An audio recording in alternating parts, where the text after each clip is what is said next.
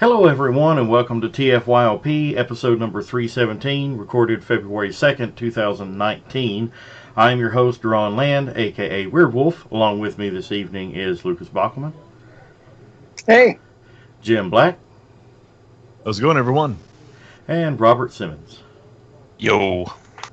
Hopefully everything is going to go smoothly tonight. I've been having internet issues the last 3 or 4 days. I really think it might be the weather, because I really hadn't had any issues up until this weather started. All this big freeze and now the last 3 or 4 days my internet's been up and down. So if we cut out, that's why. And I apologize. I am recording this locally, so hopefully we can continue even if the internet to the stream drops. But if the internet drops completely, then the call drops and we can't record. That would suck. But for the meantime, we are here. And let's see here. Make sure everything is going smoothly. We are streaming live to YouTube and Facebook Live. So if you are watching live, you can comment on the YouTube channel or Facebook, and it will show up on the screen here. We can comment and make fun of you, or you can make fun of us. Well, hopefully not make fun of us. Yeah. Robert says bring it. But yeah, tonight we're going to be talking about the 1986 movie and the 2007 movie and how it impacted the franchise and changed the franchise forever. I know that can be a little bit of a large subject, so we're probably going to do the Cliff Notes and everything, and I have no idea why it just keeps showing you guys names. That's kind of annoying, but hey, Aaron, Aaron Archer's watching. Hopefully that the 2007 and the 1986 movie, we'll look at that and kind of give our opinions on how it impacted and changed the Transformers franchise, hopefully for the better. I think it did. Without further ado, let's go into Ouch My Wallet, if we have any. I've got one thing. So you guys have anything you want to talk about? Don't everybody jump at once. Rob, you have nothing? Oh my gosh. Dude, I got laid off 3 weeks ago.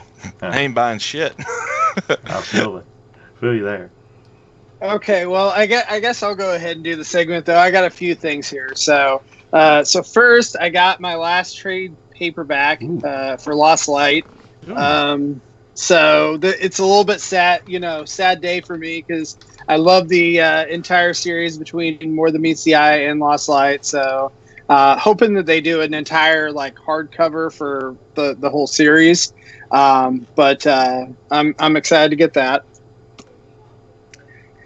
And then I also got this guy here, and this is Make Toys Buster Skywing. So he is a black pre-paint, I guess, of they're doing a Jetfire. This is from their Cross Dimension series. So it's their line of highly articulated figures that are, I guess, kind of like Chug, I guess, kind of type of figures. Well, going from the arms there, my first impressions were a little bit Armada, or not Armada. Yeah, a little bit Armada Thrust and a little bit Cybertron Starscream. Yeah, it'll be interesting to see. Cybertron Starscream in that. Yeah. I just mean because you got the gun barrels there where hands could be, but then I saw the hand and it felt like an idiot. So. Yeah, I mean, there's a lot of playability with them. Yeah. Oh, they're detachable. Yeah, everything's detachable on it, and actually, this guy, the wings and all that detach off, and they have a Striker Manus who's their Optimus Prime, and you can actually put all these parts on him and make a super mode for him as well. So it's a pretty playable line. They use standard like 3mm or 5mm pegs. So the weapons actually, Make Toys has their own like system. There's like the slider that goes on. The side things are, I think, 5mm pegs, but yeah, it's kind of their own thing. It wouldn't really work with like other figures. So, Jim, mute. Sorry, when you're doing that. But yeah, they have a Jetfire coming out in, I think, March or April, like after Chinese New Year. But they kind of did a pre-paint of him first, and I think they do that for most of their figures. It seems like they like to release a black repaint of like everything. So of course. But yeah, doesn't every company do a black repaint of popular characters? Seems like. I know, like Skywarp and Trailbreaker. Yeah. pretty much. I mean, for what it's worth, I mean, black figures look good. You know, I mean, black color schemes. You put on some contrasting highlights on it, especially red and silver, like it's done there. I think you have to work to make that color scheme look bad. So, I don't blame them for doing it, or anyone. Well, I mean, one more recent example, Siege Lionizer. I guess you can go ahead and count that, because the original was like a fluorescent orange. Hey, there you go. I was actually looking for mine, and I've got like a bunch of other nonsense over here. I don't know where I put my Lionizer. Yeah, I just happen to have the whatever you call these little dudes. Yeah, I thought for sure I had it handy, but I don't know where I put it now, so I'll have to go find it later. Did you have any more out to my wallet? And then I got one, or actually a couple more figures. And then finally I went ahead and broke down and got into the Studio Series. So I got the new Optimus Prime. I think it's Studio Series 32. Optimus Prime, and then I went ahead and got a Megatron. Or is that movie 1, or is that Revenge of the Fallen? I believe it's movie 1. I think the first one they released, I think, was Revenge of the Fallen, right? Was it? Because there's like 3 or 4 Optimuses in the Studio Series, and I can't keep straight which is which. And they got the new one coming out based off of the G1-ish appearance in the Bumblebee movie. Yeah. Spoilers. But that's what, number 38 is it? I don't remember the number. I just remember seeing the images. Yeah, because I saw that they've got reviews up for it and for Rampage now on YouTube. I haven't watched yet. Well, what's weird is they have reviews up for figures that they technically haven't announced, I think, for the US. Like, I'm not sure if they've announced the numbers yet or not for some of those, but that Tauntaun Reviews, I think, already has the figures in hand and is reviewing them all. Yeah, right. I want to check that out. Like, I'm not a big movie guy, but I like good toys. So I'm kind of hit or miss on what Studio Series has got some good ones. Yeah, for the most part, the only one I think I got is Grimlock at the moment. And that was mainly just because of all the paint they put on him. But I was planning on buying Devastator since they finally made a big one that combines. So I'll actually have to check that out for Rampage since if that's out there and there's some reviews up. I'm curious. Hope it's not crap. Low bar. Well, I mean, it's going to look like Revenge of the Fallen Devastator, so I mean, it is what it is. Is it going to have the testicles or not? And if not, how long until there's a third-party add-on kit for it? Now you're asking the real questions. It's like, I'm not even going to go there. Never mind. Yeah, I'm not going to bother. So what's next in your treasure trove of endless goodies, Lucas? Yeah, that's it. That's all I got. Just so jealousy. Just a few things. Yeah, me. I was finally able to pick up the rest of the mini bots that I hadn't picked up yet from the reissues, except for Bumblebee. I don't know why. They were everywhere. They were clogging the shelves. Now I can't find them. So you snoozed and you losed. I'm really upset because I saw the new ones that they have with who is it? Was it Warpath and what was Warpath the and other Gears. one? Gears. Yeah. Gears, yes. Yeah. So they put it out on the shelf at my Walmart, but they didn't scan it in. So when I went to scan it at the register, it wouldn't scan, and because of that, they wouldn't sell it to me. And so then of course I went back a couple days later, and they're all gone. So Wow. I would have at least hid those. Just taken them to a different department and hid it behind something other. I told you about the story back whenever Armada was on the shelf, and I found Armada the Bendy Prime, the Deluxe Prime that they turned into Scourge. I found one because they were hard to find at first, and I found one at my local Walmart, and I didn't have the money at the time to afford to buy that toy, so I decided to hide it. And I want to say I went to where the big Tupperware totes and stuff are, and I hid it in behind those. Well, I forgot about it. I actually forgot about it. Found it again later on. Bought it, and I want to say it was like close to a year later, and the next line was on the shelf. And one day I was sitting there, and I had to do something similar because. I found a toy I wanted, couldn't buy it, so I decided to hide. I'm like, wait a minute, I hid a toy once. I wonder if it's still there. I went back, and I'll be damned if it wasn't still there. Had dust on it, and I took it up to the register and tried to buy it. Was it marked down? Yeah, it actually rang up less than the original price. So. This is Duran's grand plan, is just hiding figures so they go on clearance. Hiding them in places that nobody ever shops in your store. But yeah, that was, gosh, that's been almost 20 years ago. That's hard to believe.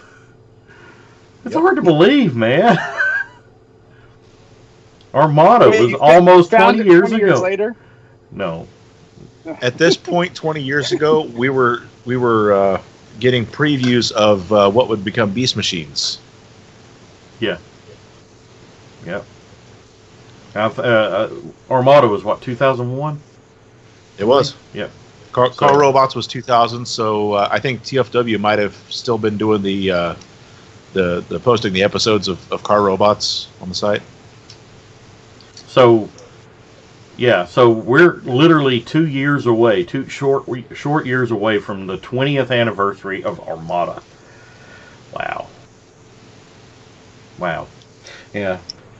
Well, my ouch, my wallet is small, and it made my wallet say ouch. I want to say about 2 weeks ago, but yeah, I picked this lovely guy up. This is the Zeta Toys Catapult, the Slingshot. Yeah, he's pretty awesome. Oops, knocked his gun off. But yeah, I just transformed him into jet mode literally right before I set up for the podcast tonight. So I haven't really had a chance to put any insignias on him or anything, but like him. How many of those are out now? 3? All of them now. Oh, they're all out. Yeah, I think Agabus was the first place to get the down thrust, which is the skydive. I think they're the first place to get some in. So skydive literally just came out like right before Chinese New Year. So yeah, Kronos, aka Superion, is now complete in some people's collections. But yeah, I'm still waiting on my Silver Arrow, the Silverbolt from Capture Prey. So I just need that one in the skydive to finish my Superion. So how's the quality on those Zeta Toys figures? Like, have they been comparable to other Masterpiece? Yeah, I mean I don't have. I mean, there's some places like the way the chest transforms, and there's some flaps that actually become the tops of his shoulders. I don't like the clearance issue. There's sort of a clearance issue with it, but no worse than you've seen like with other figures, even official figures I've seen. But I mean, he's like you see, he's pretty solid, and doesn't feel cheap at all. I mean, if you've messed with any Toy World figures, I'd say they're on par with that. Essentially, since Zeta actually splintered off from Toy World, so All right. I don't know if they use the same manufacturing facility. I would imagine not, but the quality seems up there. Yeah, it's kind of nice that they because they're a little bit cheaper, I think, than other competitors, right? Yeah, I mean, each one of the limb bots are about $70 shipped. So, Yeah. which I mean, you got to figure this thing here is like Masterpiece Seeker size. So, Yeah, they're big boys. they're not small. And he comes with an alternate head for, I believe, Fireflight. So it's got that like goofy face. I don't think I'll ever use it, but and he's got missiles that will put up or that will plug up underneath his wings. Of course, his rifle. Yeah, so I mean they don't cheap out with the accessories and stuff. I haven't bought into any of the Superions yet. I'm probably going to wait until Keith does it, either through XTB or KFC, just because he's doing the smaller scale on them, and I've been enjoying it. And that's not to say that Zeta's bad by any means, or that the upcoming Fans Toys ones are bad by any means. They look great, but I know Keith really likes that cartoon look, and I really like the cartoon look. And then again, he's scaling them down a little bit, so it's probably what I'm going to end up holding out for. But once the Fans Toys, Superion toys start hitting, I may end up changing my mind, but we'll see. Now I think we'll get it there eventually. I have to admit though, the what's it? Fans Toys doing both the Stunticons and the Aerial bots, and That's what they've announced. They look phenomenal. Just the models that they're using. But again, it goes back to the thing. I don't want to spend $100 per figure, and then the center bot be like $200, and I'm done with that. These right here are keeping me in the game at their price. Bottom line. I mean, you got good quality, and it's close enough to the G1 character models, and either the whichever you go with, the cartoon or the toys. This is kind of a blend of both, but which I like. I dig the blend of toy and cartoon, which is kind of like what Masterpiece really started out to be, and now it's just leaning more toward cartoon. But it's not leaning. Yeah. It's full on. But full on phase. But yeah, I mean, the price of these are really keeping me in the game. If it was just Fans Toys, as much as I love Fans Toys stuff, I think their quality's pretty good. Their transformations haven't been really intuitive lately, but I still like their stuff. But I would not pay $100 per limb. And adds up. Yeah, I mean, at least with these, I'm saving $30 at least per limb. That's not insignificant, especially again over a full combiner team, and they know the market that's buying. Then, if you buy one, you're buying them all. Yeah, I mean, there might be a person here or there that's like, you know what, I just want Swindle, or you know what, I just want Breakdown. I know there's some people out there, but that's got to be the minority that's interested in this stuff at this scale and this line. So. Well, and the trouble I have too is with the combiners, I almost think of them as one figure. So I'm thinking like that the Toy World Devastator. I really want that thing, but it's what, $500, and so I have a really hard time just putting $500 towards one figure, because I mean that's how I'm going to display it. I'm not going to put each Constructicon individually in that, and so But it's 6. It's 6, and it's huge. Like I don't own it either, for what it's worth. But it's 6, and it's huge. You know, I get what you're saying, but you really can't judge it that way. That's pretty unfair. You know, to treat it as one. But you know, again, if you don't, it's your money. Buy what you want. You know, that buys a lot of other characters, rather than if you see it as one character. You know, just like a lot of people, you know, noped on out of all the Omega Supremes that are all, you know, $200-300 and up dollars or whatever. It's a lot of space and a lot of money for one character. But for me, I would much rather have an Omega Supreme than the combiners, and the reason part of it too is that a lot of the third party city bots that they've done are better built than the combiners. Every combiner I've ever had, third party or whatever, after a couple of years, it starts getting the lean back and all that type of thing. Whereas my Make Toys Utopia is still rock solid after, you know, a number of years. So. Yeah. We don't have a lot in the masterpiece scale really done yet. I think what Zeta's got, or we got a couple, like you said, to mention, a couple of Devastators are done, and then what, a couple of Zetas is Bruticus done, and the Unique Toys Ragnaros is done. Yeah, but everything else is still really coming out. Like, you know, I absolutely love X-Transbot's Stunicons they're doing. So, like, even if the combined mode is a floppy wreck, the individual figures are so great that I'll be happy, and I'll find something else for my combined mode if I have to. That's the way I feel with these Zeta bots. You know, I like them individually. You know, they're a bit chunky, you know, but I kind of dig that. You know, I know it's not for everyone, but they're good toys. You know, I'm not going to sit here and say that they're perfect or masterpiece, but they're pretty good. Again, you know, it goes down to price. Now, like MP44, I probably will get one because that's you know, Optimus Prime is a figure that I really Fred work. Ooh, what does this button do? I just noticed that.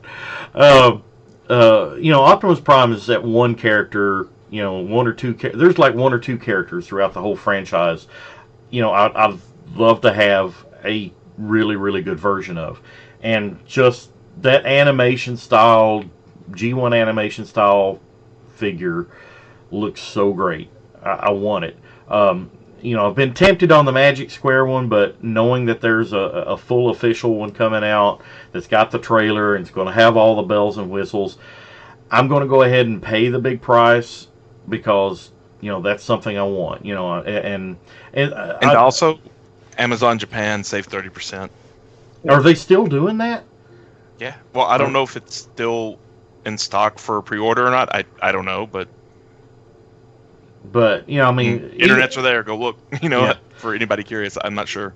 Even still, though, I mean, I'm probably going to wait till either close to release or after it's released to go ahead and order it, because that's something that, you know, I'm just going to have to set aside some extra money to get. You know, I'm not like I can just throw money at it right now and go, oh, it's taken care of. You know, I'm not rolling on a bed of cash right now. So I don't think Amazon Japan charges until it comes in. As a matter of fact, I know it doesn't. Yeah. And that's like saving like $70-80. And you can cancel at any time too. Yeah. That's the thing that's nice. So you buy it now, you get it for less, and you can start saving your money until its release date. That way, when it comes in, then you're out the cash. You've got it pocketed away, ready to go. Otherwise, you're flushing cash, man. Mm-hmm. Sorry, Lucas, didn't mean to cut you off. Oh, I was just going to say, Amazon Japan too, what's nice is you can cancel at any time, and they're not going to cancel your account or whatever. Whereas if you order it from some of the other Japanese retailers, you can't do that. Like, you can't just constantly say, oh, I'm going to cancel this, cancel that, you know, whatever. So, I mean, there isn't really a lot of risk with Amazon Japan. Yeah, I mean, like I said, I mean, it's one of those things where as it gets closer to it, I'll probably go ahead and pull the trigger on it. But right now, I'm debating because I'm really wanting to cut back on a good chunk of my collection. I don't know if I think I mentioned this like after we went off the air last week. You know, I'm sitting here looking at my entire Prime Wars trilogy and everything, and I'm thinking about axing that and just going to masterpiece only with everything, um, and just keeping it down to that.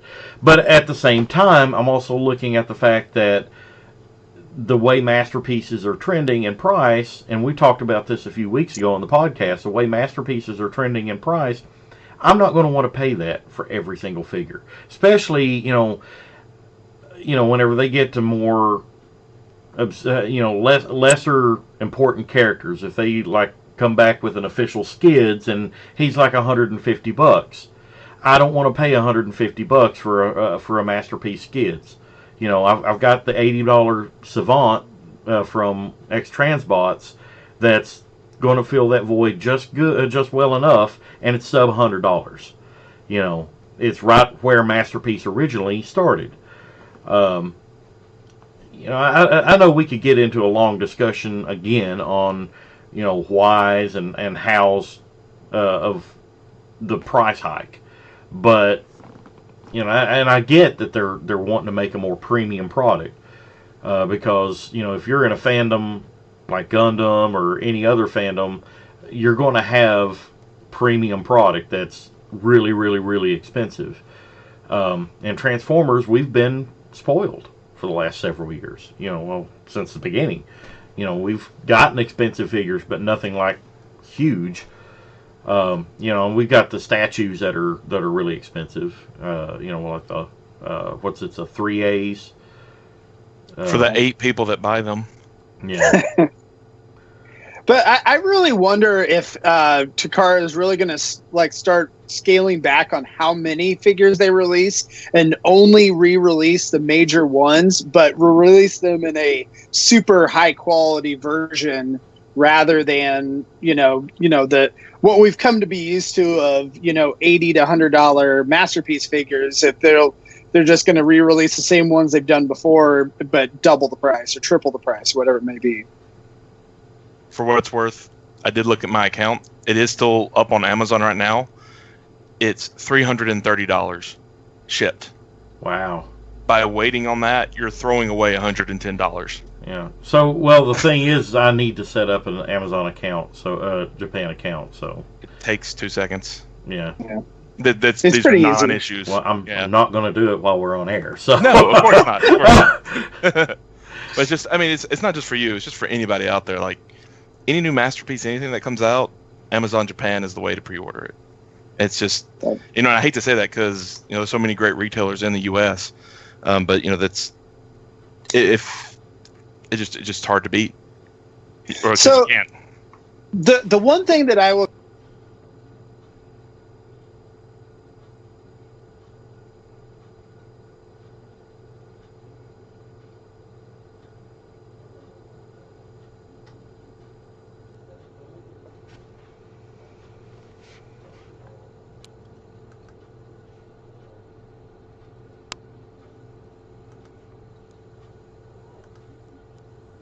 the after sales support is a lot better from U.S. retailers, but you pay for that. My Skype crashed, guys. Sorry. Gotta love Skype. So whatever you just said did not broadcast. Oh, okay. Well, there we go. I was just saying that the advantage for U.S. retailers is there's a lot better after sale support than if you're going through the Japanese retailers. So if you have an issue with your figure after, and see, that's my biggest fear, because we know that even Takara has some QC issues, and my biggest fear is I'd get this $300+ toy and get it, and it's like missing a finger, or something's really loose and floppy. I can't return it because I didn't buy it. I'm pretty sure Amazon has pretty good return policies. Even if you buy it from overseas. I haven't looked into it. I think it's worth looking into, though. I mean, Yeah. make an informed choice. That's my biggest. That's my biggest fear, honestly. And this is probably what I would ask people: if you get the figure in and it has, you know, a misassembled finger, is that worth $110 or not? And knowing that it's probably not going to happen. It might, but it's probably not. You know what I mean? But look into the return policies for it. I suspect it's going to be just as good as in the U.S. I don't know if they'll want you to pay some of the shipping or not, but who knows? I think we'll find out as time goes on, because more and more people are going to be ordering from Amazon Japan. I know when Beast Wars Megatron comes in, a lot of people ordered from Amazon Japan on that guy too. And I think that'll be kind of the first larger scale test as collectors. How is this working out? You know, and we'll go from there. Yeah. Jim, you're a bit low there. How about that? Better. Okay, I'll fix it here in a second. But maybe some of our listeners that have dealt with Amazon might Don't look away from the mic, Jim, because we can't hear you. really. Crazy. I was just saying, maybe some of our listeners that have dealt with Amazon Japan might know that have had issues in the past. Maybe they can let us know in the comments. Yeah, please do. Yeah. But, you know, I believe that's enough for the Ouch My Wallet this week. Let's move on to our main topic of discussion, and I think we've got a good one tonight. The impact of the 1986 and the 2007 movie. I mean, I know we're not going to take into account Revenge of the Fallen, Dark of the Moon, all of those. We're just looking at the 86 movie, and then fast forward to the 2007 movie, and how did those both of those movies at the time impact and change the franchise forever? So, do you guys have any initial knee-jerk thoughts along those lines? I do. Okay. Ruined forever. They killed Optimus. Well, Childhood ruin. Two, they put flames. Spoilers, jeez. Two, they put flames on Optimus, so childhood ruined again. Thanks, Michael Bay. Okay, I'm good. no, seriously though. Robert, you got any thoughts? I'm gonna put you on the. Yeah, sure. To be honest, Jim kind of hit it a bit, at least with the 80s movie. It's one of those. I mean, I was a kid at the time, you know, like 4 or 5 or whatever, you know, when Transformers started dying out. So kind of all I know is what people have told me have happened, and what they have said is really what just people told them have happened. You know, I don't have real like. I think it's a complex situation for what causes a toy line to die out, or a franchise to have ups and downs. I don't think there's a single silver bullet. There's definitely things that, like, you know, well, this was like, you know, 70% of the problem, and then this happened as well, and this and this and this. You know, I think there's always a bigger picture, and I don't think we probably have that full picture. Is what I would probably preface things with. You know, we're just fans. We were all kids at the time, to some degree. You know, you're a little older, Duran, but you're not that much older. You're not Headmaster Don. You know, I'm getting there. I'll be 44 this year. Yep. So, you know, but with that in mind, obviously, the 80s cartoons and just that whole explosion of 80s cartoons, as cartoons were literally to sell toys. Everybody knows that, and it's not explicit to Transformers. What? Yeah, I know, Jim. Crazy, right? But you can. No way. I know. But like, it was one of those that was really enjoyable with the Toys That Made Us series on Netflix with He-Man. Like, they made the cartoon just to get retailers to buy the toys. So they didn't would even sell have them plans to have a cartoon until one of the retailers said, "Well, what's the cartoon like?" And they're like, "Well, we Yeah. have this little pack-in comic," and they're like, Yeah. So, It's you know, an then the afterthought. cheap animation studios started cranking them out. You know, that's why we got, like, what Crimzik is used in multiple franchises. You know, he reused that script. You know, the same basics, and that doesn't mean they're not fun. And they're enjoyable cartoons, and they did some good characterization, and, you know, the voice actors put a lot into it, and they really brought it to life.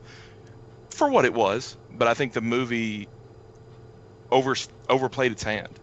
It overstepped its boundaries, because it's like to sell toys and just the whole slaughter the old cast in with the new. You love these guys now. Well, Flint Dille even came on the show, a couple of years ago, and he told us that they really didn't put any thought into, okay, well, Hasbro tells us we want to introduce these characters, just get rid of these characters. Well, let's just kill them off.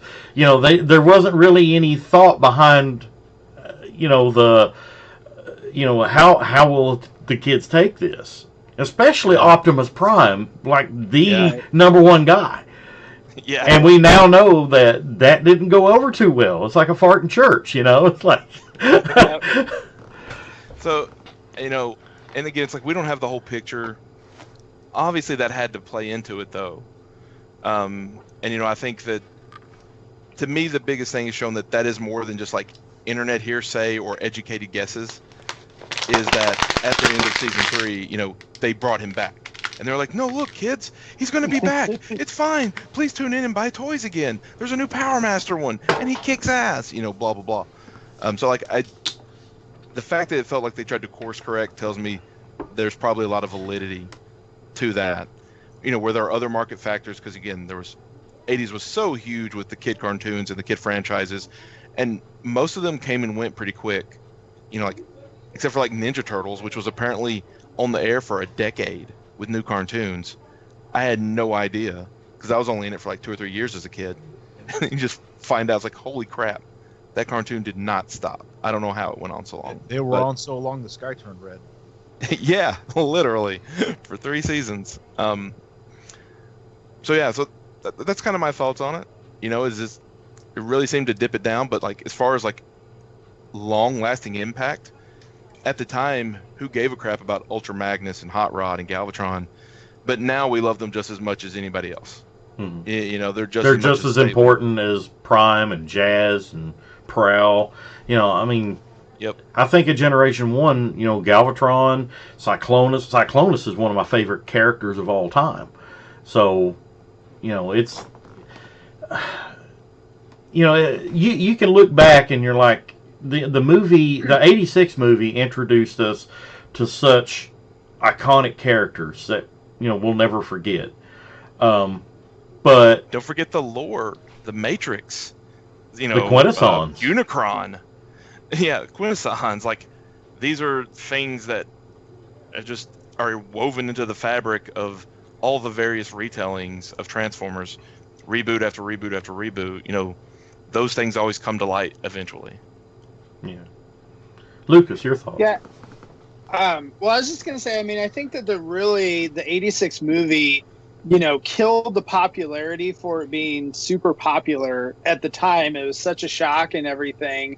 But I think that in niche terms, that it probably helped the line continue to go on, because that introduction of new characters is kind of a thing, or at least it had been for 20 years of Transformers, and having different ones and whatever. But I think that as far as for the main popularity, that I think it definitely killed things, and I would argue that I think the 2007 movie is actually more important to Transformers, and I think that it was more popular than the 86 movie ever was. Oh, without a shadow of a doubt.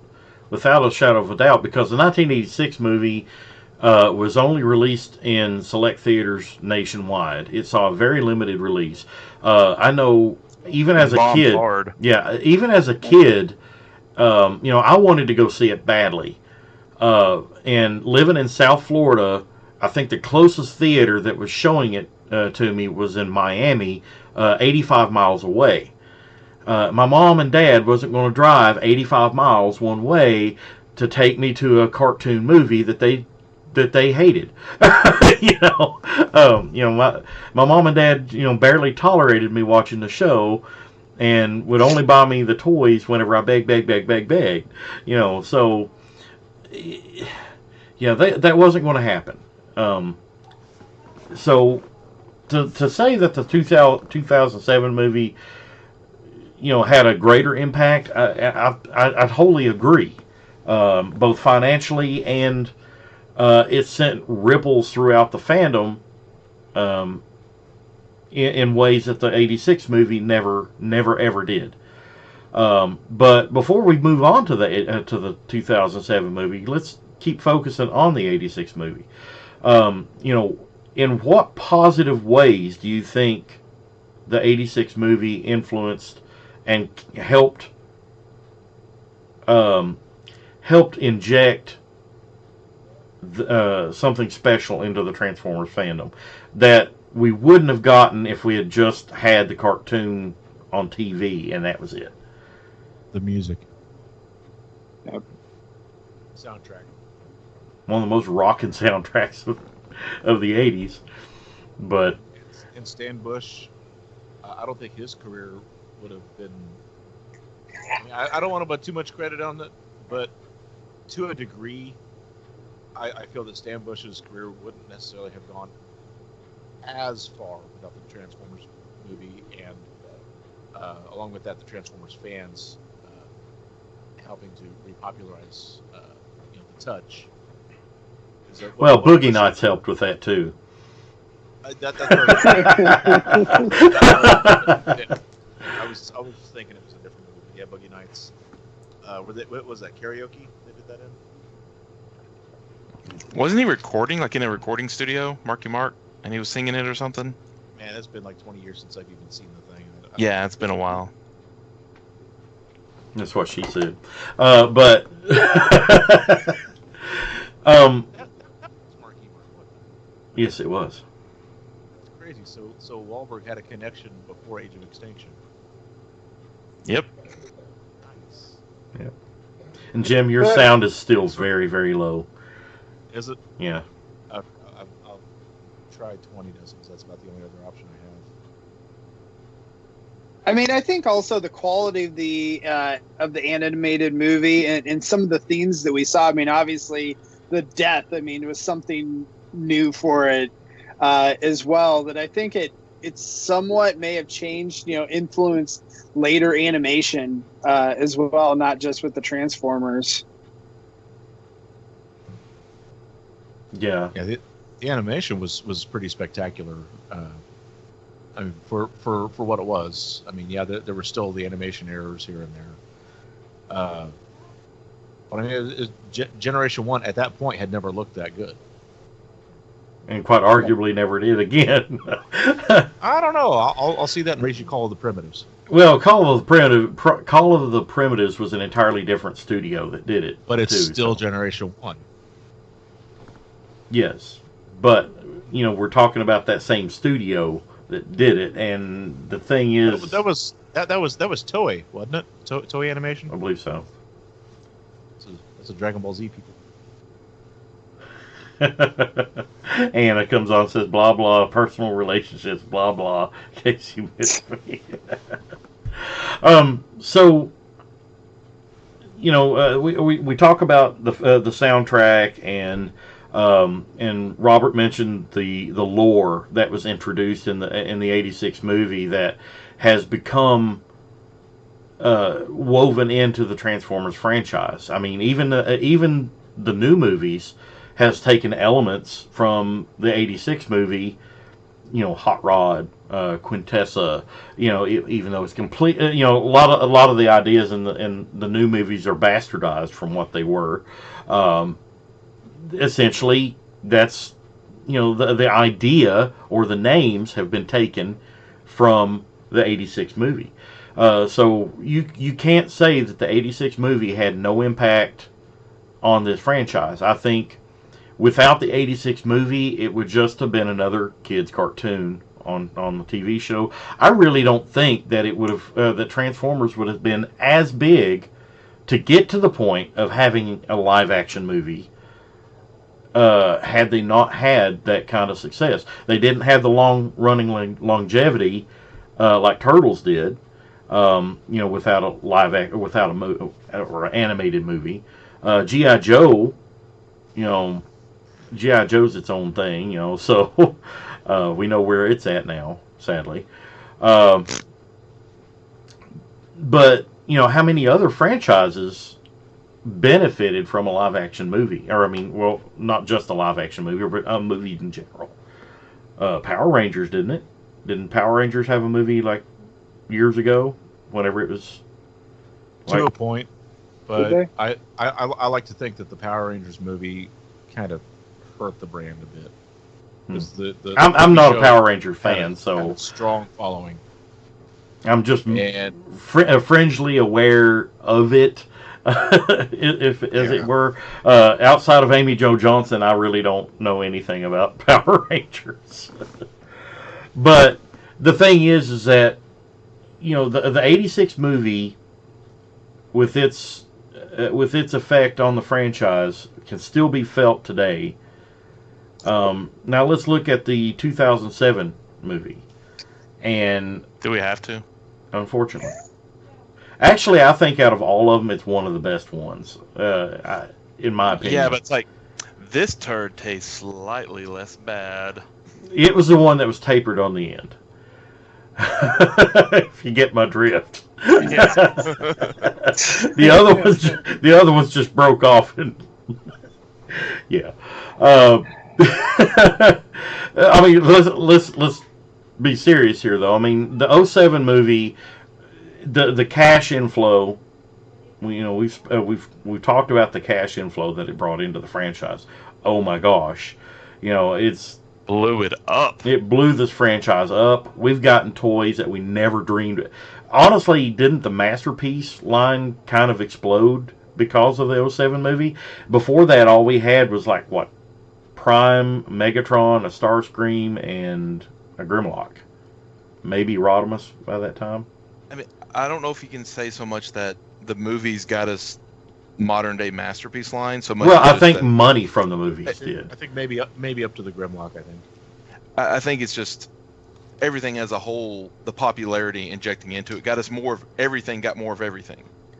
As I feel it's less, the movie got us this. It's just as the brand grew and became an international recognizable name again. Before I think the '07 movie, if you went up and asked an average person, remember Optimus Prime, most people were like, what?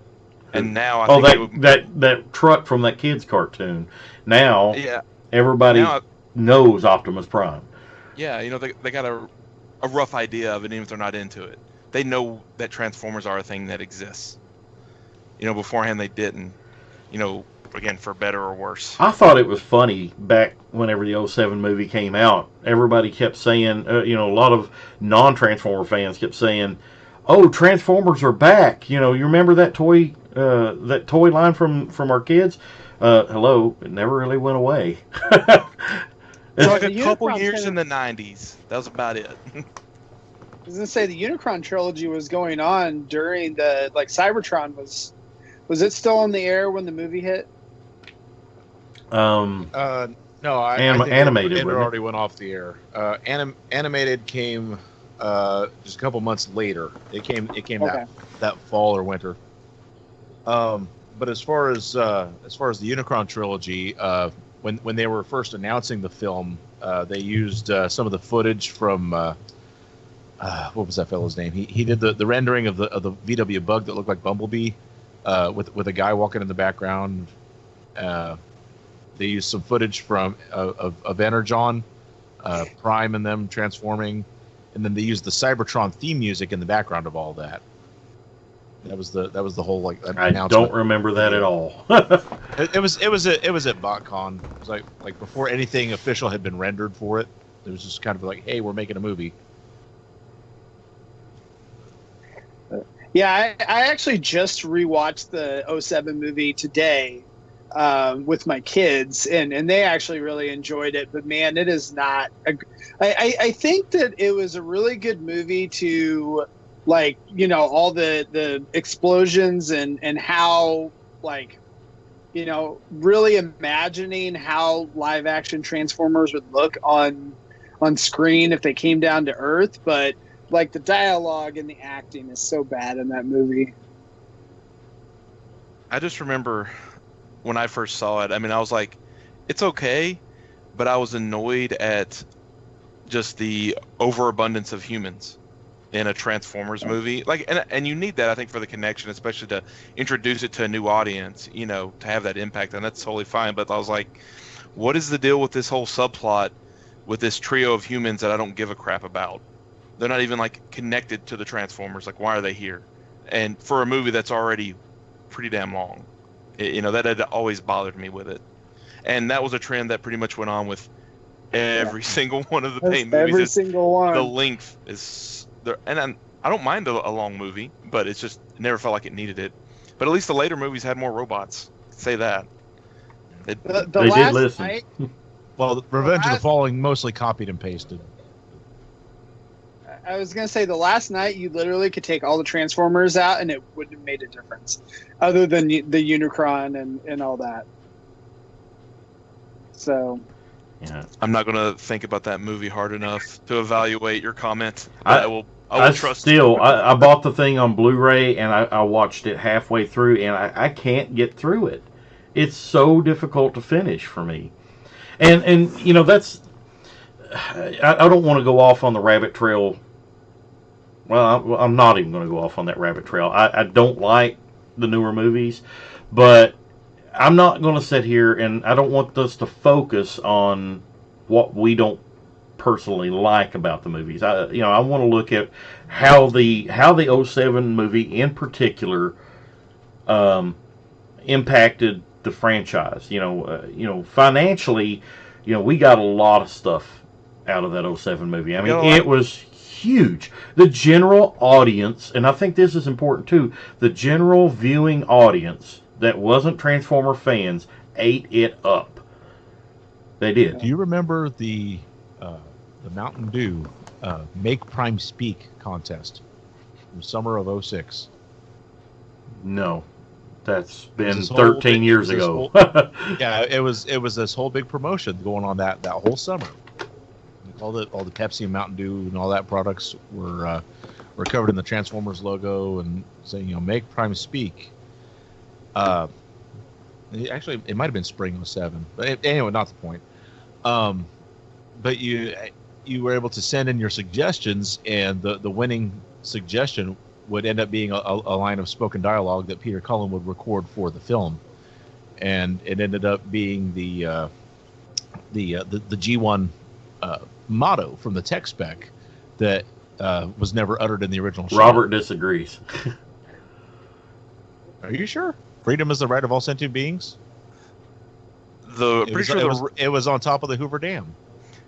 The real winner was Do a Barrel Roll, where from Star Fox, because 4chan flooded the voting system, and it was Do a Barrel Roll. Okay. But they skipped over that one and went to Freedom is the right of, and the rest of your story is correct. I'm going to have to exercise my ancient martial art of Google Foo. But your story is correct. Is that like line that is now so iconic for Prime wasn't in the movie until it got put in the movie later, almost as like an afterthought. Now Ironhide did do a barrel roll. That he did. Yeah, in the final fight in the street. Is that what you're talking about? Oh, in Mission City? Yeah. Yeah, because he fired his cannons when he was in the air, and there was that girl screaming. It was all slowed down.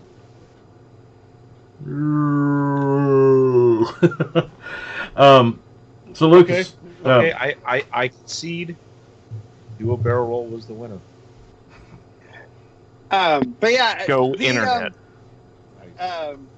The 2000 movie or 2007 movie though, I know any of us that are G1 fans and huge fans we're of going to whatnot bash the crap out of it. we're all gonna bash it, right? But when I'm at work and if I say anything about Transformers, someone's gonna be like, "Oh yeah, like I love that, those Bay movies." Like, so I mean, you don't. my coworkers or whatever, they'll go on about how great great those movies are. So Well, that's Anna brought up a great point in the Facebook comments that it can still be felt today, and it was introduced in the '07 movie. Bumblebee not talking. He I was was waiting to get around to that. yeah. Well, go ahead. Like, I mean, we talked about the impact of the lore and the characters that the '86 movie introduced, and one of the things the '86 movie did that Lucas, said, or at least I think is what you were trying to say, Lucas, is that it kind of brought this concept of constant change to the franchise in a way. Here's a new cast. Here's a new cast, which fits well with honestly like modern ways of making money, especially for a kids' toy line where kids age out, and so they got to rebrand it with something new. Got to start over, something new, to keep the brand fresh for the new youth that comes in. They don't want to watch the old currency. They want the new one that's adapted to modern sensibilities that resets every few years. And so, I mean, you look through it, Beast Wars was so drastically different. That was so left field. Could Beast Wars have happened without them already taking a risk with the movie? Or maybe did the movie trash what happened with G1 so bad that they felt emboldened to take such a risk of that? I don't know. But it was such a big change, but that's obviously lasted throughout the franchise. And then we get to animated. And I'm skipping over Unicron Trilogy because who cares? Animated. well, that was prior to yeah. that. But animated gave us Bulkhead and was it? I just blanked on the name. The Bounty Hunter. It's a Lockdown. well, Lockdown. Yeah, and those Lobo. pretty much. But those have become franchise staples. They've grown beyond their box. And unfortunately, the thing that the movie main thing it did is that Bumblebee can't talk, which is just a gimmick that from the beginning I thought was stupid.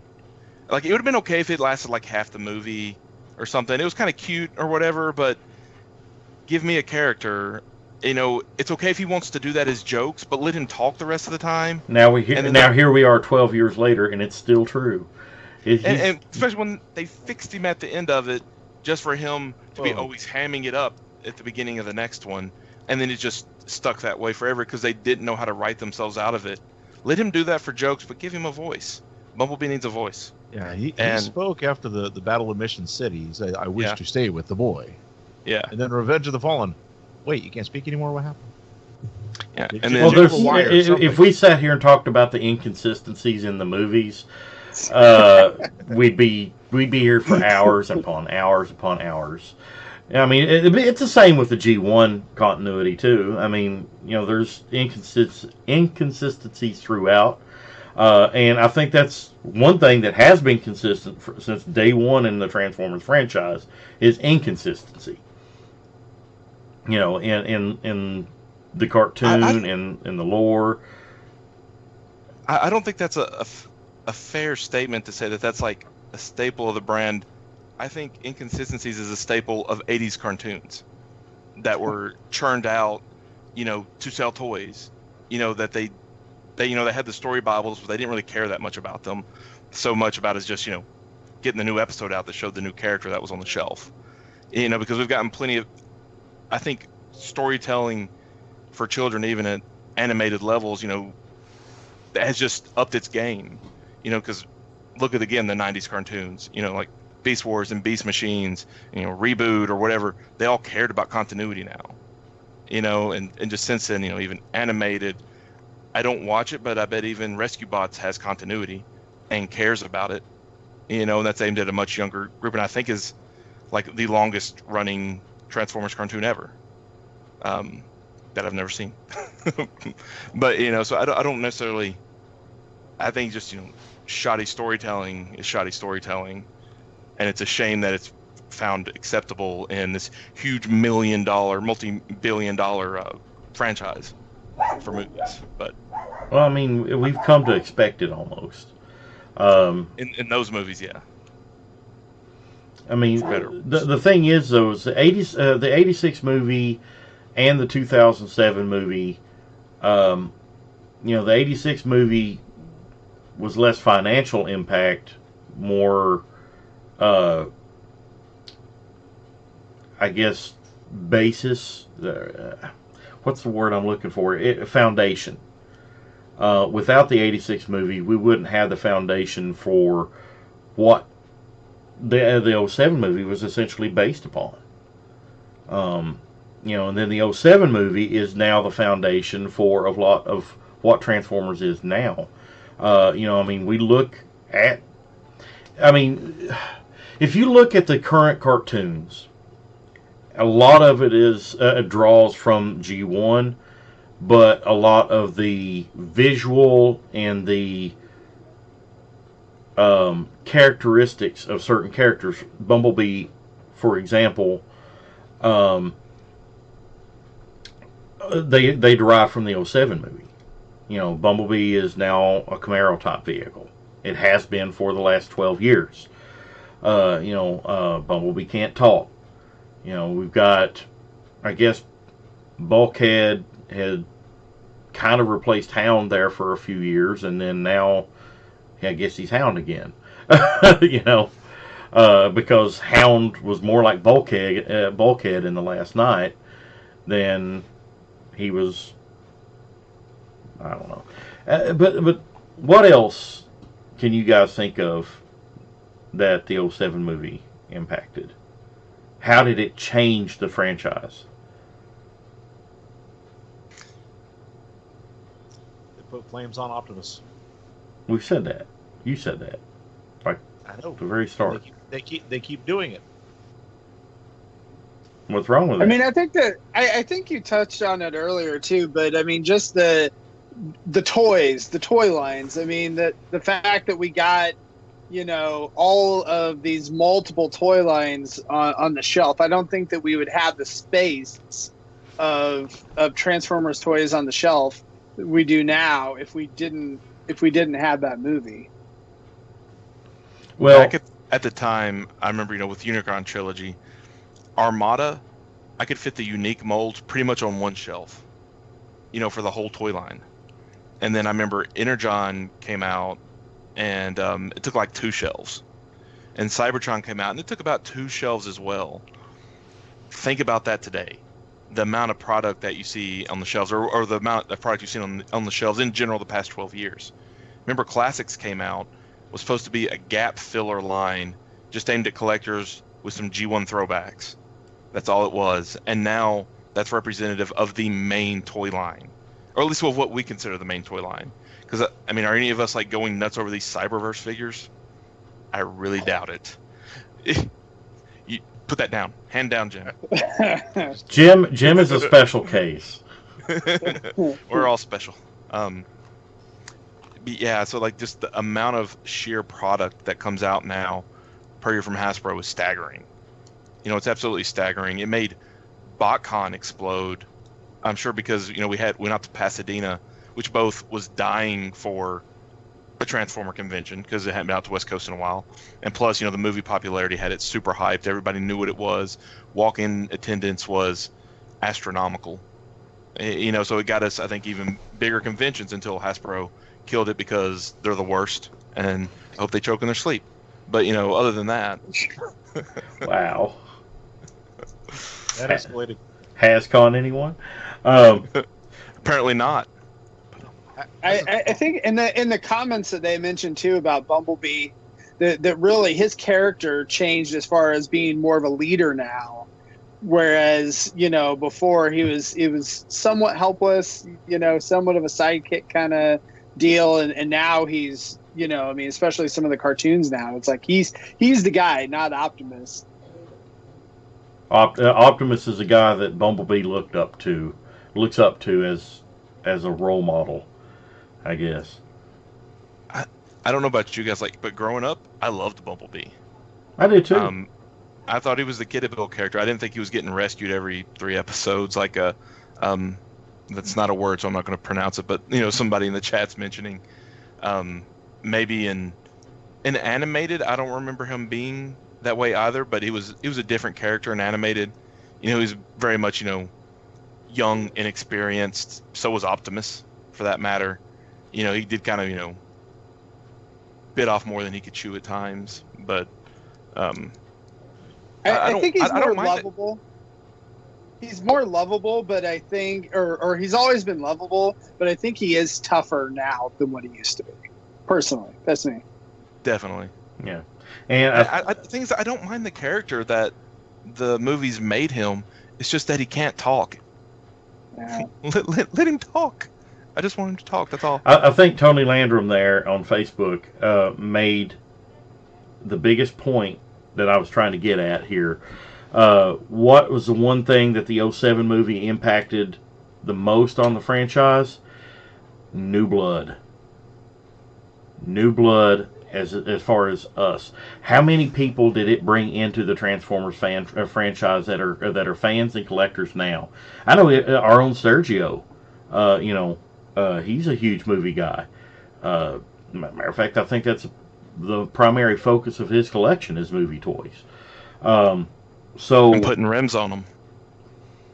and making them look squashed. I need to get back to doing that. But anyway, but bringing a whole new generation of people into the fandom that we didn't have before. And let's face it, before the '07 movie, the Transformers franchise, the fandom as a whole, was getting much older, and eventually there were some people even at that time that was starting to get out of it. I think the fandom, and dare I say the franchise, would have died by now, or at least been nowhere near what it is today. That I'd say is very likely. If the movies hadn't happened, but it's one of those.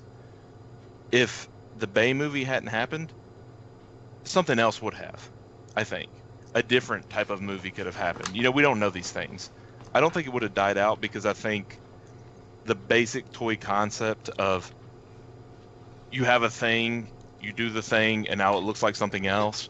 I think that's such like a cool play pattern that we as humans will always find appealing on some level. So I don't think that ever would have went away. Cartoons are pretty easy to produce if they want them to be, cheap to produce. It might have been different.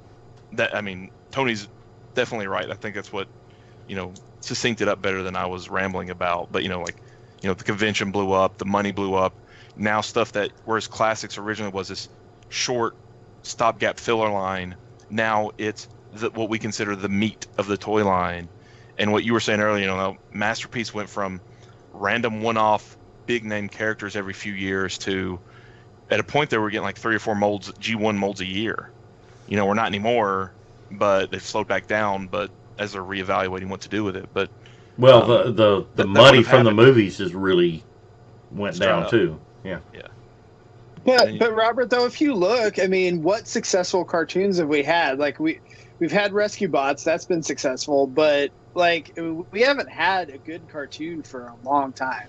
So I don't know. I mean, I think that you're right that transforming toys would probably still be on the shelves, but I don't know if it would be kind of like, for example, G.I. Joe now. There are, action figures on the shelf at Walmart or whatever. G.I. Joe's not on the shelf. But it's not G.I. Joe. It's another. It's Joe-like. Yeah. It's Joe. It's Joe-like. I still think Transformers would be on the shelves in some fashion, other than Cyberverse, whatever the hell that garbage is.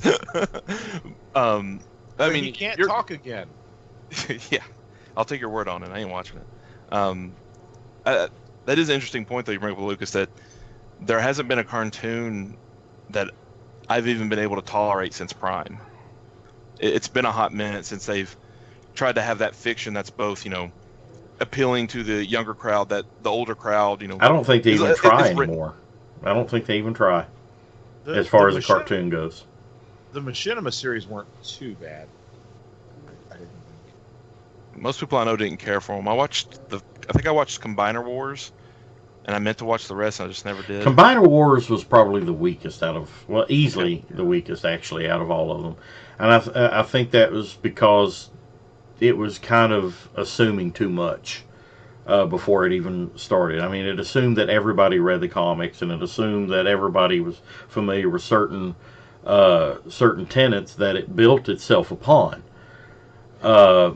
And me, not being a comic guy, pretty much strictly a cartoon guy. I mean, I read the Marvel comics, and that was my foundation of comics. As much as I've read IDW, I mean, I've read a few here and there. I read The Last Stand of the Wreckers because I have the trade paperback.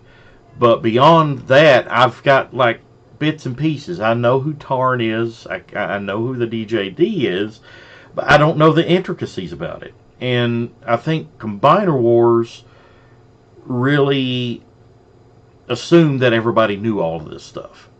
And you went into it, and it just seemed disjointed, incomplete, and too short. There was the episode, and this continued throughout the Prime Wars trilogy with the cartoons. The episodes were too damn short. There wasn't enough story there to get true entertainment out of it, in my opinion. It's like, here's a couple robots, clash, clash, clash, they fight, episode over. You know, they're not, not enough. Why are they fighting? Not enough climax. Not enough resolution.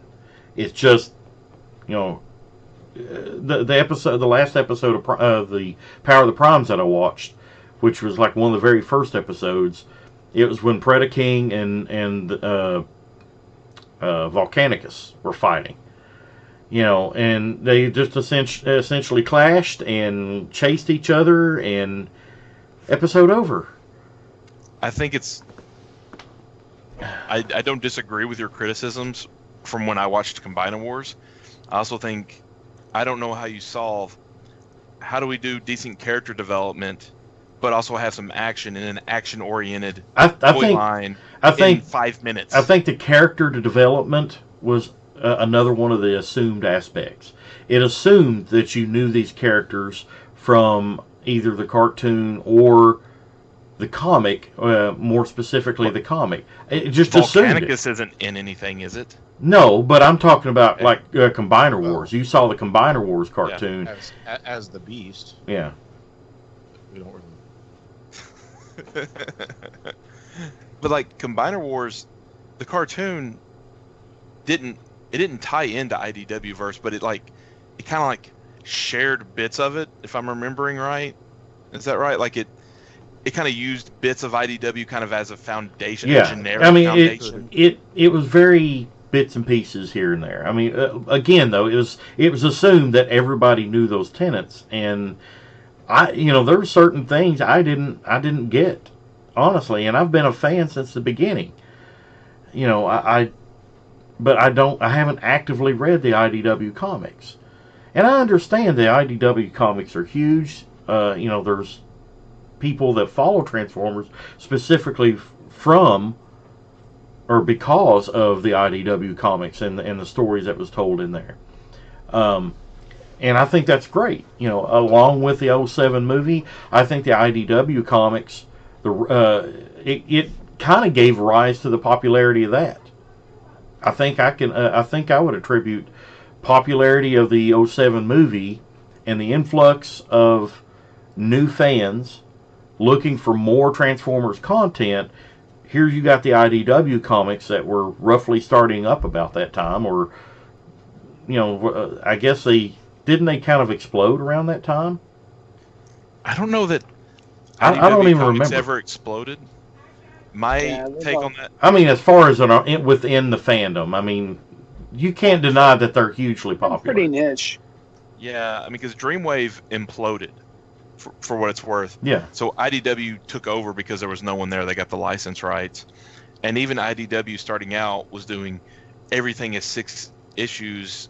One to because everybody writes for trades these days, and 2 just to have no number 1s out there, because that's a sales tactic.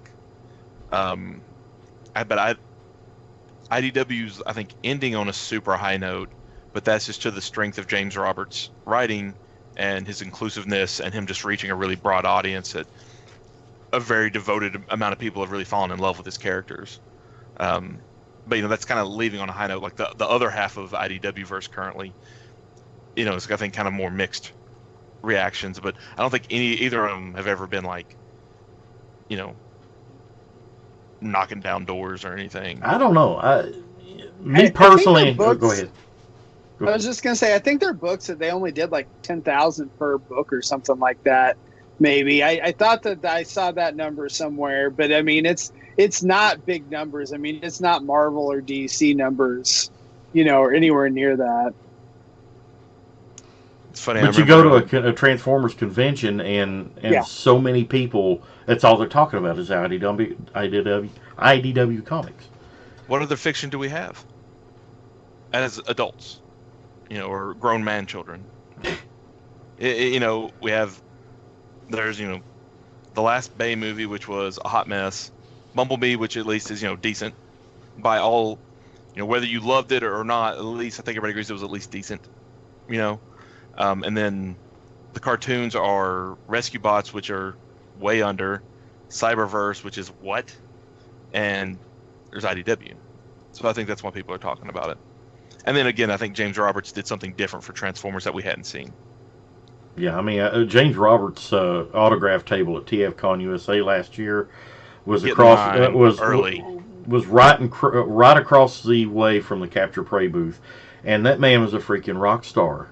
That's why I'm saying, I mean, in within this franchise, and in this fandom, I still think, in my opinion, that the IDW comics are huge, regardless of actual sales numbers. I mean, if you really think about it, I mean, we are a niche fandom. So I mean, if you compare it to something like Star Wars or something like that, you're going to get much smaller numbers. But that doesn't mean that Transformers isn't still huge worldwide. I mean, look at China. That's another aspect that the '07 movie and all the live action movies have done phenomenally well in China. And I think that's a large portion of why we have so much of this stuff third party. I think the '07 movie indirectly gave rise to third parties because Oh, it absolutely did. It's like we were saying earlier, though. It brought in so much new blood, as Tony said. There were so many more people, everybody clamoring for more stuff. Everything rose up.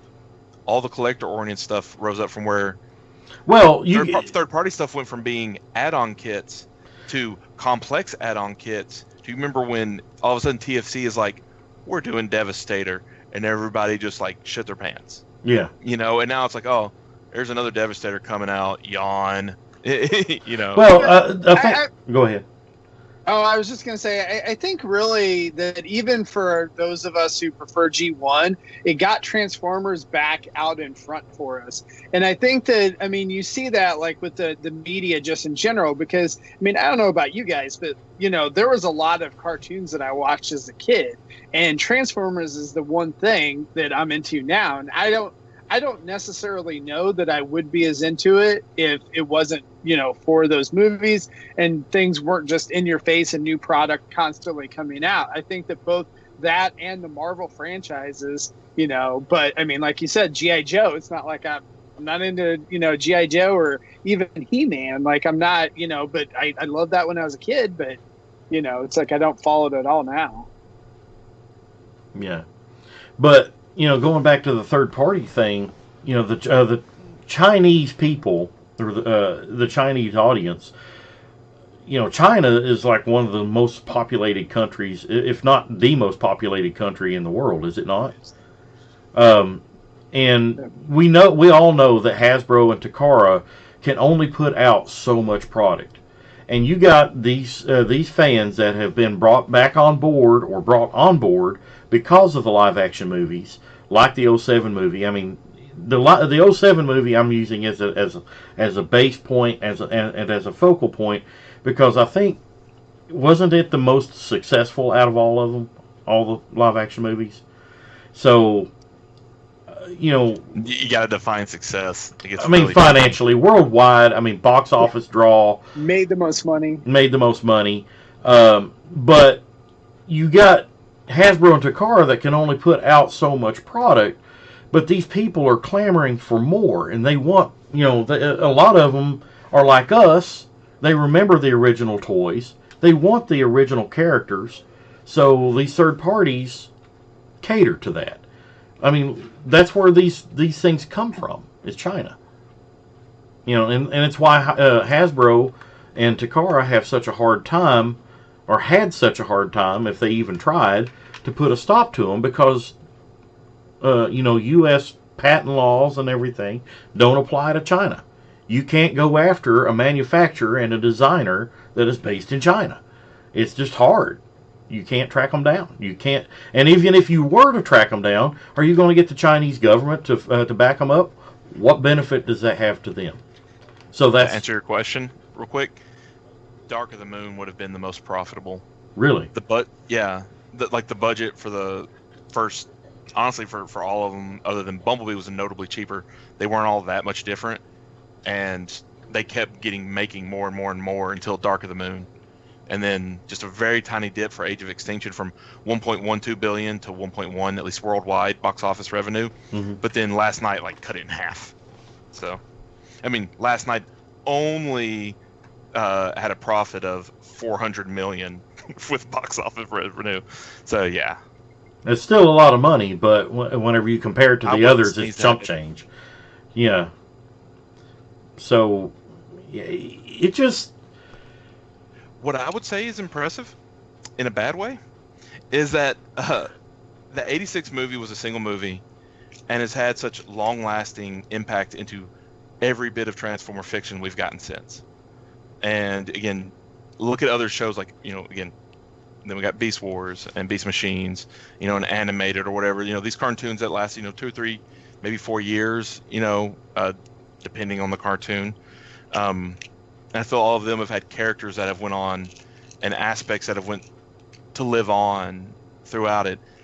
And the movie stuff, the only thing so far we've come up with is, Bumblebee doesn't talk anymore. And sometimes Prime has flames on his chest. and to be fair though, I think we're looking at it as Jada G1 fans. I think if we had Sergio on here to give his 2 cents on the movies and in the impact on it, I'm wondering how much of a wildly different opinion he would have based It on might that. have been what, helped bring him into it. I mean, but I know he grew, like, Armada was his Megatron. Yeah. I know that from talking to him. So like, he was already into Transformers to some degree, but I'm sure that helped, refreshing it in his mind and in everyone's mind, and make it, okay to like Transformers, to a degree, because everybody's like saw this movie, like Lucas was saying. I had the same experience where I remember my coworkers knew I was a Transformer guy, and they're like, "Oh, you see that new movie?" And I'm like, "Yeah, it's all right," and they're like, "It was so cool!" Like, now, like, me and my kid, we go around, we're like, "Oh, you think that car is gonna change?" Or whatever. It blew everyone's mind. And we're like, yeah, Yeah, it's right. great. But I think the thing that the Michael Bay movies did better than any other Transformers property is the spectacle. So, I mean, you have to admit, just he did it bigger than any of the other ones. And so I think that, from that standpoint, I think a lot of people like that. I mean, that's what everyone wants to see. When you go to your summer blockbuster movie, you want to see explosions and all that type of thing. I like spectacle. And all that. And that's, so you have to admit that. It's like, even if you don't like the acting or whatever, or if you hate the fact that they changed the character from G1 or whatever to something completely new, there's the spectacle. Yeah. Well, as far as the '07 movie, I think what stands out most to me as far as what it contributed was it took the brand, and it kind of broke away from what we had known before, and got rid of the blockiness that we were all accustomed to. Even you look at like Cybertron, Armada, even RID to a point. We were accustomed to stuff like this. You had squares, rectangles, lots of things that were straight. And then you look at that was Starscream there. You look at the same character, but the movie incarnation. You've got wings on the back. You've got the canopy on the chest.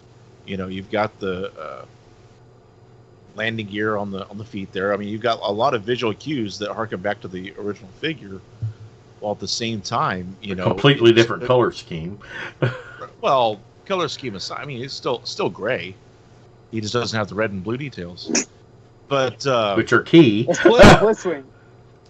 But overall, I mean, there's a lot more intricate transformation, you know, from what the original had, you know, which is different depending on what version of the story you have, of course. But also the designs. I mean, you know, look at, and I know this isn't 07, but look at Revenge of the Fallen. Look at Demolisher. You had a giant wheel and another giant wheel and two big claws of 8 with a little tiny face in the middle. You wouldn't have seen something like that in G1. You know, and it was because of the 07 movie that we were able to get things like that. You know, there were actually really cool designs, even if not even by Transformer standard, but just by Alien standards or sci-fi movie. You know, these are just cool designs. You know, yes, it's not G1. Yes, it's not, you know, how it was in the 80s. But, you know, I think that's okay. Yeah. Kind of to that note, again, you know, animated wasn't blocky at all. Their toys were a breath of fresh air, I thought. They were Breath of fresh air. breath of fresh air. Breath of fresh air. Yeah, but Breath you know, of fish air. I'll give them that, Jim. You know, I like it. I always find it odd that they're like, oh, this alien robot has to have human proportions, and I'm kind of like, why? It's an alien robot, man. You know, not every one of them. You know, like I'm used to, especially the ones that we grew up with. You know, like to kind of have that look, but you know, get out there and flex a little, make it weird. Let's get weird. You know. Yeah. So I think that's cool, but has that went anywhere beyond the movie franchise? Not really. I don't think it has, because I mean, you like I mentioned Demolisher. You also take into account ones like Scalpel, or I don't know, like the RC triplets. You know, where their entire lower torso was just this pillar with a wheel on the bottom. I mean, that hasn't translated in any capacity really to the Prime Wars trilogy, classics, Cyberverse, Robots in Disguise, any of that. They all went back to the human proportions: 2 arms, 2 legs. Well, and maybe it will. Maybe, you know, in 2 or 3 years, they're gonna say, you know what? Finally, Bay movies have played out. Bumblebee didn't do what we wanted it to do, even though it was well reviewed. It didn't make money, and people only care about money. It actually made a lot of money. If you've been following it, like they released or whatever, that it's made, I think, like 400 million worldwide, and it was actually like made them 100 million because it costs less to make than the other ones. It made 440 million worldwide, which is by far the lowest grossing movie, and the budget was 135. I mean, it made its money, but last night still made more money, which it hurts me to say. Well, it made, but it lost money, whereas the new movie made money. Oh, maybe if the budget doesn't count marketing, yeah. I don't know what the marketing costs were, but it's one of those. I guess what I'm getting at is if they get to a point where they do decide, you know what, hey, we want to make a cartoon again that is a little more all ages or a little more approachable for, you know, more than just a very young crowd. Maybe we'll start to see some of what the movie can bring into that without it being like this lives in the universe with the movies, which is kind of what I felt Prime wanted to be to a way, and Prime led into, you know, the new Red, which led into Cyberverse. So it kind of felt like they wanted to be pretty movie-ish, if not movie itself. So yeah. Well, let's not forget and overlook. Let's not overlook the number one thing that we got out of the influx of all the new fans and the Devastator testicles. No, the insurgence of the insurgence of the popularity of the Transformers movies, and that would be Autobot and Decepticon insignias on cars everywhere. You know, it's like I got one on my truck, but I've been a fan for a long time. But you can see Joe Blow out on the street. They got an Autobot insignia on their car. I mean, I know of. There's probably 10 vehicles here in Shelbyville, Kentucky, where I live right now, that has a Transformer insignia on it somewhere. There's one car here in town that has a giant Decepticon insignia on the back. I don't know if they're they're a You need huge to fan flash like your me. lights to make a friend. Yeah, I think we know the guy that owns that vehicle. really, because I'm how? pretty sure he's one of our sponsors. No, No, different vehicle. no. This is like a low rider car. Oh, I thought you were talking about maybe CapturePrey.com. No, Great toys, great prices, great service. yes. All right, guys. I think that'll wrap it up for this topic. I do want to remind you guys that we do have a new show that has started up. It is TFYLP Microcasters, and I'm going to kick it over to Lucas to pimp that one out. Yeah, so Microcasters is Tuesday nights at 10 o'clock Eastern, 9 o'clock Central. And this week, I believe that we are going to do the new Big Convoy. And then I believe next week, Duran, you wanted to do Brave next week. Is that right? I want to do Brave Dino Geist, an unboxing of Brave Dino Geist. So yeah, and that is live on the Facebook, tftalk.net Facebook page. yeah.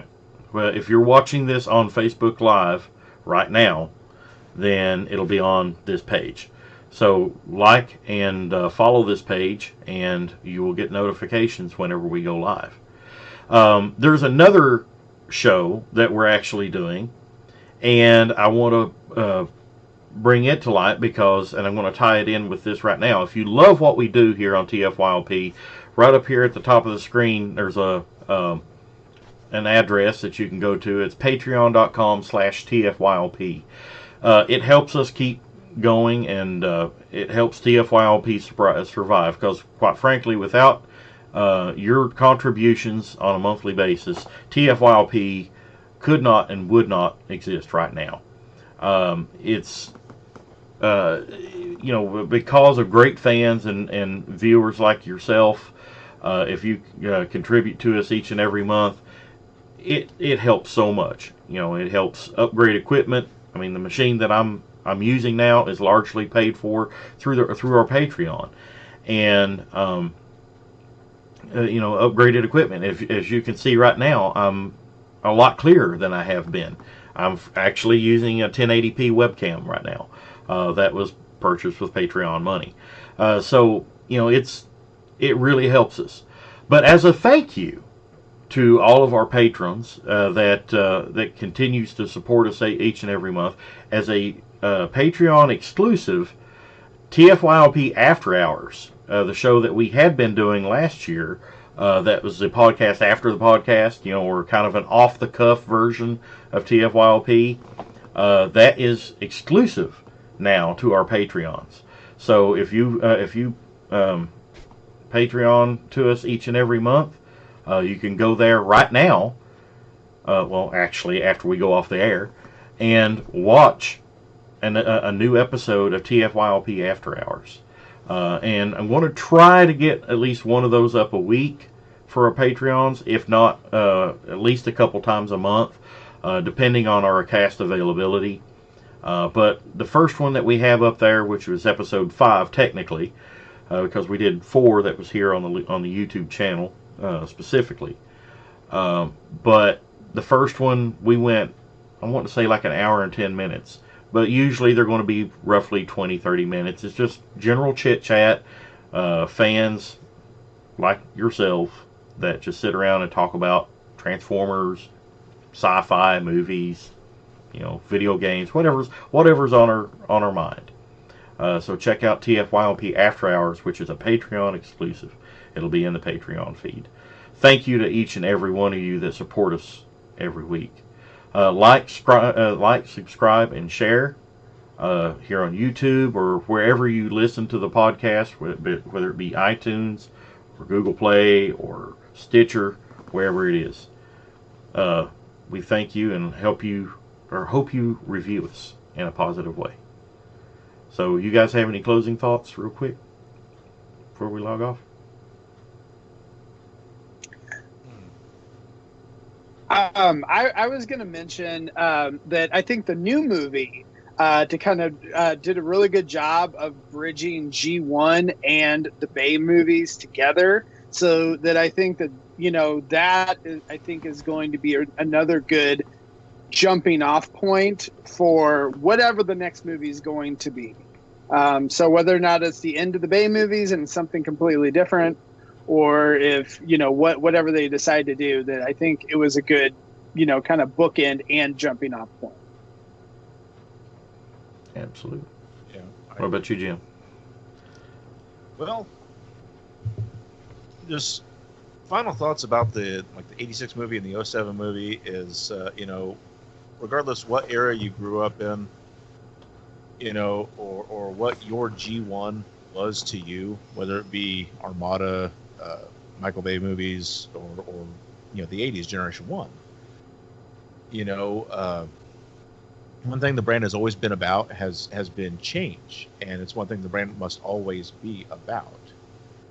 And so some of us were used to the 80s designs and that, and then there were some that complained or had negative things to say about the live action movie because it wasn't what they were used to.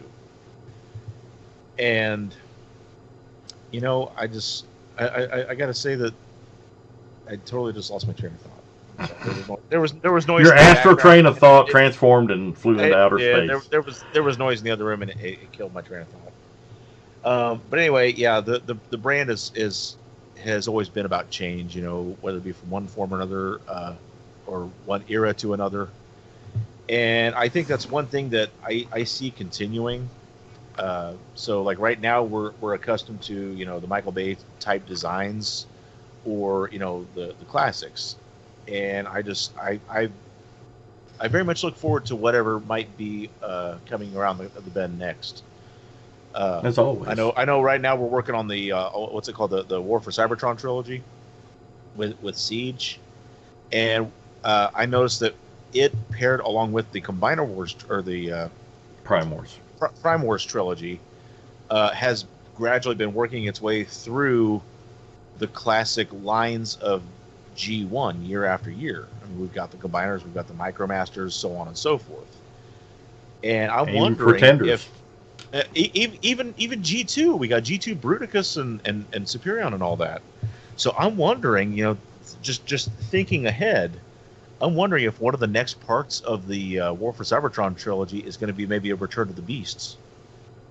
I think we may be overdue for that because we did get Optimus there. So, just something to think about. All right. Ionizer.